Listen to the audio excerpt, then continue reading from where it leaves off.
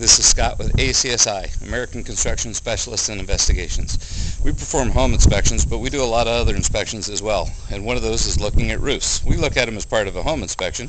Today I'm on a roof in Gilbert, Arizona, and I thought I'd talk a little bit about foam roofs. When you're looking at any roof, you always look at how it drains, how it's performing, how flat and smooth it is, look for any signs of damage.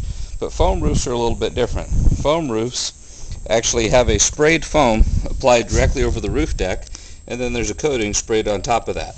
So if you notice right here, you can see some areas where the coating is damaged. Those are areas that need to be patched. You can see here where somebody attempted some patches before, but honestly, foam roofs only last, the coating on the foam roof only lasts about 5 years on most residential roofs. On commercial roofs it'll go 5 to 10. One of the other things you want to look for is you want to look for signs of cracking. You can see where as things expand and contract, they crack at some of the joints. You can notice that this vent here has a different color coating around it. That tells me that it was applied after the roof was installed or that it's been patched. And right here, there's a hairline crack right along the edge of the vent. That's a suspect area where there could be leaks. We come over here, you can see some other areas where the coating is damaged on the roof.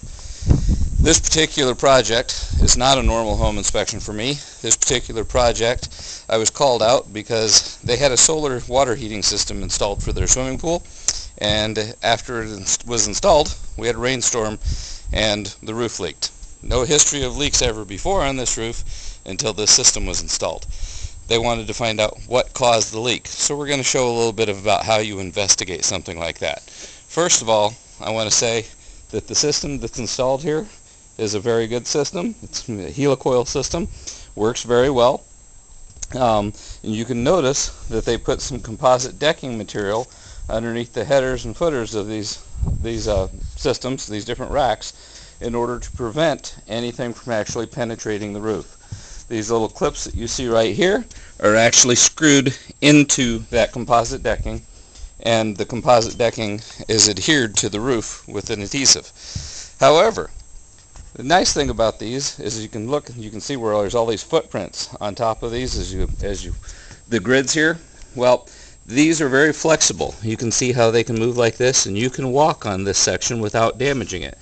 And on most roofs, that's not a problem. However, on a foam roof, there are these little brackets here that support all these grids. And these little brackets, when you step on them, will penetrate the foam roof. And as we look around here, you can see evidence where these brackets have damaged the roof in several different areas. Just on this one side of this one rack, there's 1, 2, 3, 4 on one side of one rack. And this section of the roof has 1, 2, 3, well, let's look back here. 1, 2, 3, 4, 5 different racks on it. And we can look here at one of these racks and see there's damage here as well. So it wasn't all limited to one rack. And if we step over here and look over the roof, we can see there's some additional racks over here as well.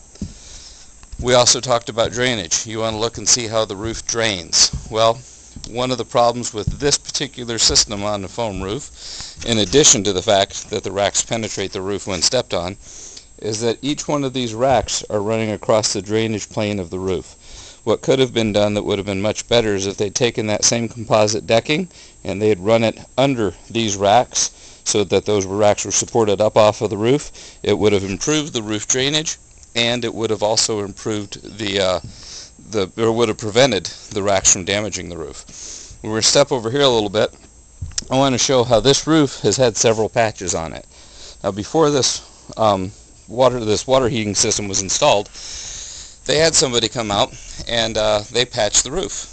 And that's always a good idea before you have anything installed on your roof, to have somebody come out and verify that the roof is in good condition, because the last thing you want to do is install something and then have to tear it right back off again in order to re-roof. Unfortunately, that's what's going to end up happening in this case. We're working out a resolution. I'm hopeful that this will be resolved and the homeowner will end up paying the same to have their roof fixed now as it would have cost them to have the roof fixed before the rack was installed. The people that installed the rack, in my opinion, probably shouldn't have done so until the roof was ready for it anyways. And there's a few other things that they should probably do. For example, all of this piping that's on the roof isn't secured any way, shape, or form, and it's laying directly on the roof. As this piping heats up and cools down, and as water's flowing through it, it will expand and contract and vibrate and can cause damage to the roof deck. We want to do anything we can to prevent damage to the foam, at least the top coating on the foam. The more damage there is, the quicker it's going to leak. It's going to shorten the lifespan.